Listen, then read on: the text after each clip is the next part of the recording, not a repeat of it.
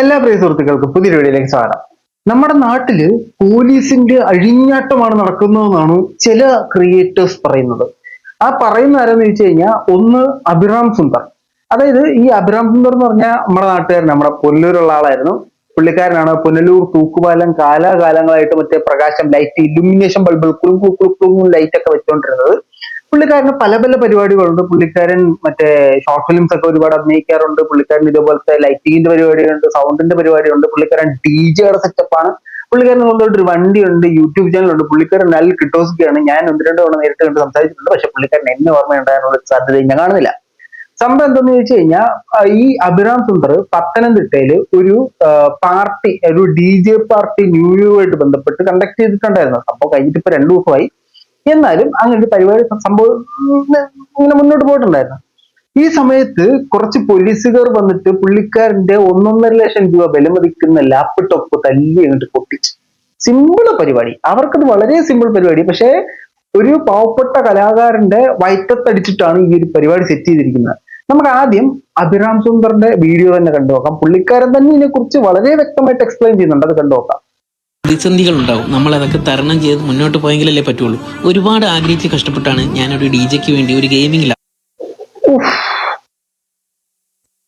ചവിട്ടി പൊട്ടിക്കുന്നുണ്ടോ? പോലീസ് നേരെ വഴി ചവിട്ടി അങ്ങ് പൊട്ടിക്കുക. നമുക്ക് അക്ഷരം തെറ്റാതെ പറയാം, ഗുണ്ട. അതായത് എല്ലാ പോലീസുകാരും മോശമാണെന്നൊരു അഭിപ്രായമൊന്നും എനിക്കില്ല. പക്ഷെ ഇതുപോലത്തെ ചില ആൾക്കാരുണ്ട്. ഈ ആൾക്കാര് വരിക, അവരുടെ ഗുണ്ടായുസം കാണിക്കുക, പോലീസാണ് അതുകൊണ്ട് എന്നെ ഒരിക്കലും ചോദ്യം ചെയ്യില്ല എന്നൊരു സ്റ്റാൻഡ് എടുക്കുക. ഇങ്ങനത്തെ ഒരുപാട് പേരുണ്ട്. അങ്ങനത്തെ ഒരാളാണ് ചവിട്ടി പൊട്ടിച്ചത്. ആ ചവിട്ടി പൊട്ടിച്ച ആൾക്കറിയില്ല അത് മേടിക്കാനായിട്ട് ഈ അഭിറാം സുന്ദർ എന്ന് പറയുന്ന ആൾ ഇതിന്റെ പുറകിൽ എന്തോരം പണിയെടുത്തിട്ടുണ്ടെന്നുള്ളത്.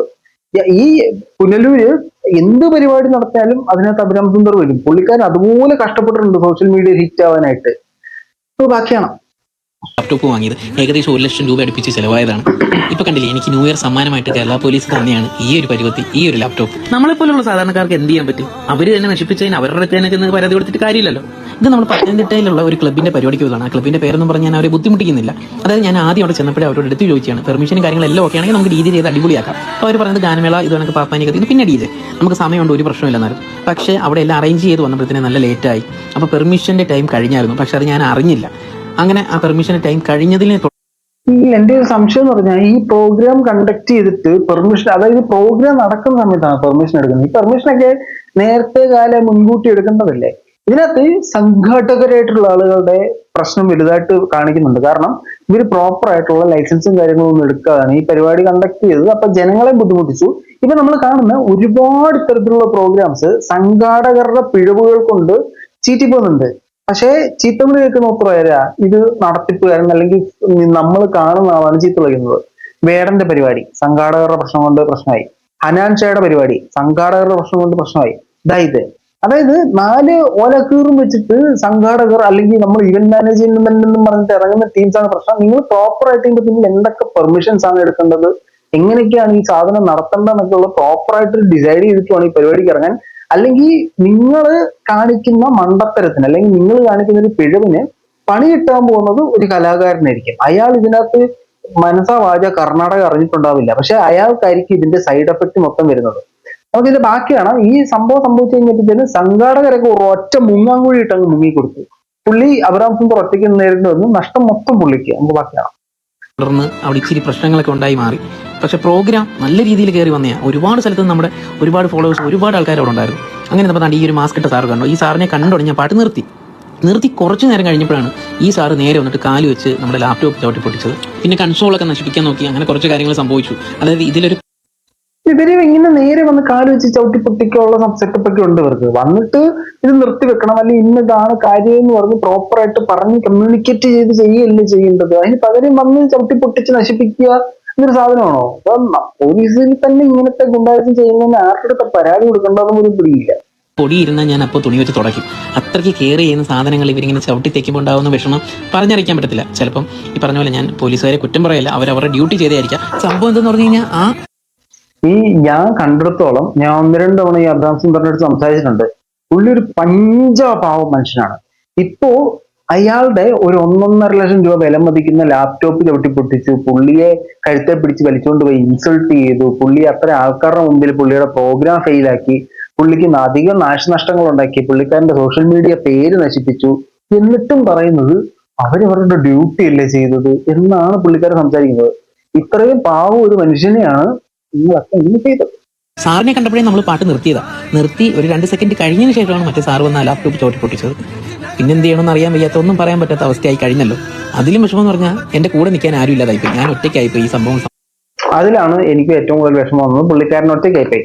പക്ഷെ ഈ വിഷയം നടന്ന സമയത്ത് നമ്മുടെ സാത്താൻ ഉണ്ടല്ലോ, സാത്താൻ അവിടെ ഉണ്ടായിരുന്നു. പുള്ളിക്കാരൻ ഇതുമായിട്ട് ബന്ധപ്പെട്ട് പറയുന്ന ഒരു സാധനം കൂടെ കാണിച്ചിട്ട് നമുക്ക് വീണ്ടും അഭിരാം സുന്ദറിലേക്ക് തിരിച്ചു വരാം. ആ സ്പോട്ടില് ഈ പോലീസുകാർ വന്ന് പക്ക ഗുണ്ടായുസമാണ് കാണിച്ചത്. അവിടെ കണ്ടു നിന്ന ജനങ്ങളെ, ഗർഭിണികൾ ഉൾപ്പെടെ, വികലാംഗർ ഉൾപ്പെടെയുള്ള ആളുകളെ, അതായത് ഹാൻഡിക്യാപ്ഡ് ആയിട്ടുള്ള ആളുകളെ പോലും ഈ പോലീസ് ഉപദ്രവിച്ചു എന്നാണ് പറയുന്നത്. സാത്താൻ വീഡിയോ ഇട്ടിട്ടുണ്ടായിരുന്നു നമ്മുടെ ഇതിനകത്ത്, ഇൻസ്റ്റാഗ്രാമിലും യൂട്യൂബിലൊക്കെ ഇട്ടിട്ടുണ്ടായിരുന്നു. അന്നേരം ഇവിടെ അടി കിട്ടിയതൊക്കെ കാണിക്കുന്നുണ്ട്. പക്ഷെ പുള്ളിയുടെ വായിൽ നിന്നും അസഭ്യമായ ചില വാക്കുകൾ നമ്മുടെ സദസ്സിൽ കാണിക്കാൻ പറ്റുമെന്ന് ഞാൻ കാണിക്കുന്നില്ല. പക്ഷെ ആ അസഭ്യമായ വാക്കുകൾ പറഞ്ഞ് വർഷിച്ചതിനെ ഞാൻ കുറ്റം പറയുന്നില്ല.